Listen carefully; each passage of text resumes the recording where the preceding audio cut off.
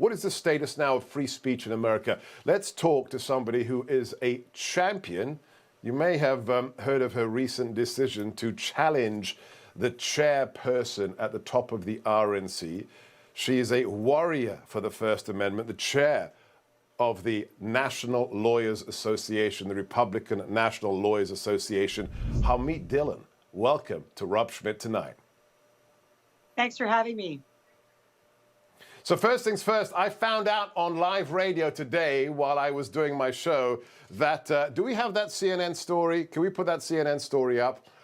Even my lawyers hadn't told me, my attorneys, that for some reason, Nancy Pelosi's witch hunt, the January 6th committee, has surrendered their efforts to subpoena my phone records and Stephen Miller's records. I'm going to exploit you mercilessly at the beginning of this show. Harmeet, why has Nancy given up so easily? Well, we've run out the clock, basically. I think she's recognized that she has a limited number of hours left as the speaker, and she has to set her priorities. My law firm has represented President Trump in defending January 6th there, and similarly, we filed a lawsuit. And, there isn't going to be a decision, I expect, on that time for there to be, any testimony or hearing. And so, look, I mean, if you're just doing subpoenas for theater, scoring points and doing them at the last minute, if you're serious about getting evidence, you do it in a timely fashion. This has all been, I would call it theater propaganda, Potemkin investigation, if you will. Well, thank you to you and your colleagues who've been assisting me and the others who are in the crosshairs of Nancy and her witch hunt.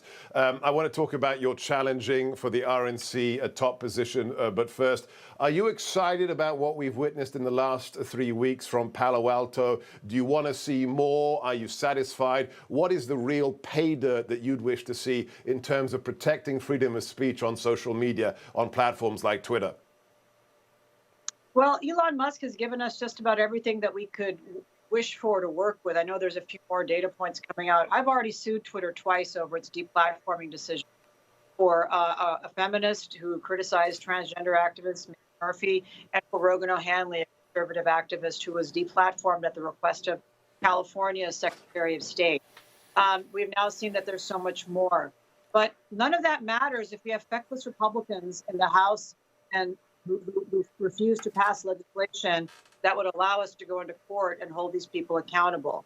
That's been the real problem. We had the House, the Senate, and the White House in 2017 and 2018, and they did nothing to protect our rights as social media users. Similarly, you have judges who are continuing to apply the wrong standard of the law under contract law and tort law. And so you can have the best arguments and all the facts, but if you don't have judges and if you don't have laws that are very clearly in your favor, you have a mush. You have what you have, which is a sclerotic situation. So we need to take back the House, the White House, the Senate, and pass laws that protect speech, and pass laws that protect our borders, and pass laws that protect liberty. That is why I cannot accept more terms of failure at the RNC. I'm willing to set aside what I do to step forward and try to change. Well, you've got my vote. If I were inside the 168 people who are voting, you'd have my vote. But it's not just fecklessness and incompetence. So this broke today, and I'll just read this to our viewers. Turns out that in the last election cycle in the midterms, the RNC spent $100,000 on hair and makeup, $3.1 million on private jet services, this one blows my mind, Harmeet, $17.1 million on donor mementos. I don't know what are they buying gold bricks to give to their donors as mementos, and then $80,000 in alcohol-related expenditures. It's not just incompetence, Harmeet. This is shocking corruption, is it not? Well, look, I mean, the story came out. It's based on campaign finance reports filed by the RNC. The RNC, is sort of blaming me for the story, which is weird. They say, the journalist. I actually know and represent half the conservative journalists in America in one way or the other. So that's kind of weak. They're basically using the defense that, hey, it wasn't us. Those mementos are actually stuff that, Easter eggs in the White House and, like Christmas tree ornaments that the White House wanted under Trump. A lot of other excuses. Look, I just did my own hair and makeup for this hit, DIY.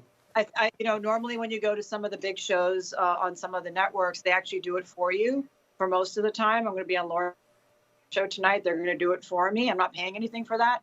So I don't know whether we're bad at negotiating contracts. I negotiate hard, everything. I've got that immigrant mentality where I don't want to pay a penny more than what I need to.